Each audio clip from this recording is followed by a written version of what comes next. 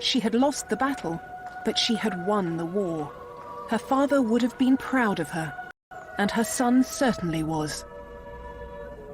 Henry never forgot the importance of his mother, and always called himself Henry Fitz-Empress, son of the Empress. A poem from the time recalls that nothing in the world was dearer to him than she.